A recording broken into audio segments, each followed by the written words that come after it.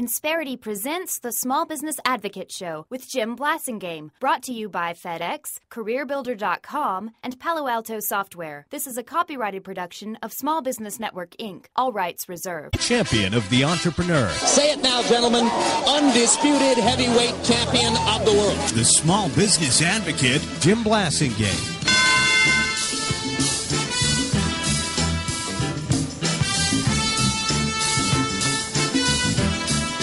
Welcome back. Thank you very much for hanging out with me. Thanks for being part of my day. Always a pleasure to continue to be with you. I'm very excited about having our good friend Cinda Baxter back on the show. Cinda is a member of our Brain Trust, and she's the lady who founded the 350 Project. And if you're a small business owner, especially if you're a Main Street small business owner, Cinda Baxter's your friend whether you know it or not. She's a speaker. She is a trainer, a writer. She's a pioneer in a lot of ways. She's an expert at putting your best foot, helping you put your best foot forward in the marketplace. She's our good friend, Cinda Baxter. Welcome back. Well, thanks, Jim. It's good to be back. Good to have you back. Remind the audience what the 350 Project is.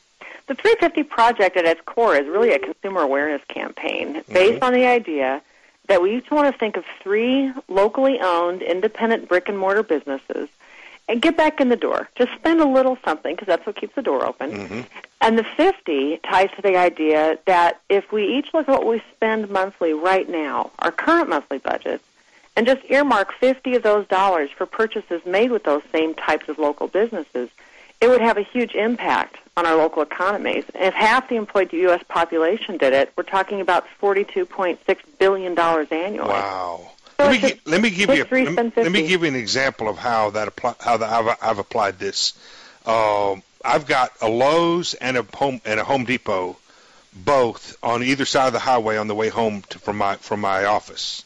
And also on the way home, just before I get to either one of those, is with a much smaller parking lot, is a little lumber and supply business.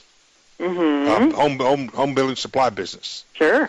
And so my natural instinct is, as a consumer, is to follow the big crowds and go feeling like I need to walk around in this big building.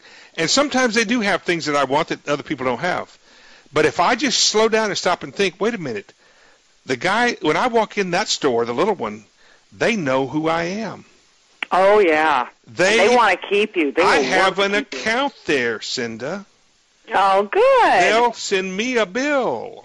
and I can get technical help there. And they don't send me to an aisle. They go with me to an aisle. Or better yet, go get it and bring it to you. That's exactly right. Yep. And it's just so much more fun.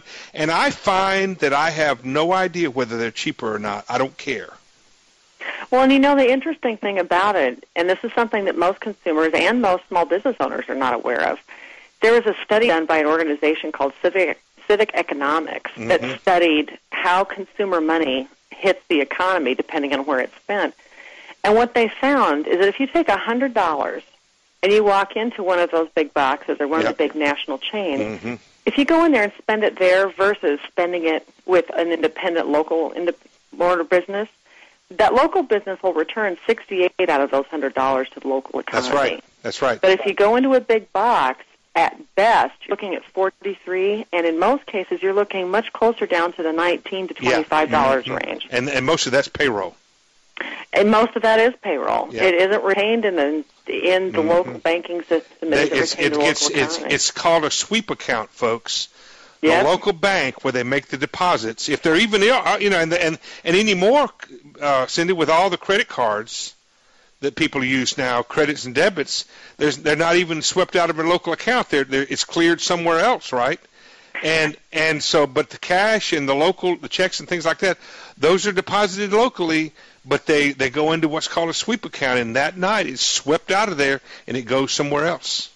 And that's something I talk about when I speak in different communities, training merchants about the 350 Project, and I wish I had a nickel for every time a banker who has been in the audience has come up and said, I don't know how you know about that, but that's accurate. Yeah. And it's like, yeah, I know. The money that's in the cash registers in those 17 checkout aisles this morning and during big box, extravaganza Black Friday, by this time tomorrow morning, those dollars are going to be out of state. It's gone before the next daylight. And here's the other thing. That small company is more likely to have deposited that account, that money, in a local independent community bank. Oh, absolutely. Which also turns right around and gets loaned back out to another local business, or to help somebody buy a car or something like that. Local, folks. Main Street is the future. More and more every day. And Main Street is increasingly the future of small business of America. I agree. Give us a website, Cinda.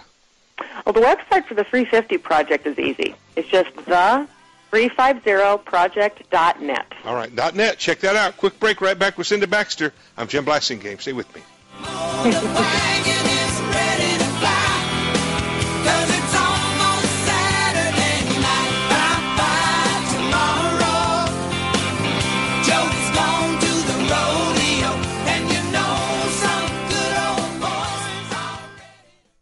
Insperity presents the Small Business Advocate Show with Jim Blasingame, brought to you by FedEx, CareerBuilder.com, and Palo Alto Software. This is a copyrighted production of Small Business Network, Inc., intended for the private use of our audience. Except as otherwise provided by copyright law, all other copying, redistribution, or publication without prior written consent is prohibited. All rights reserved.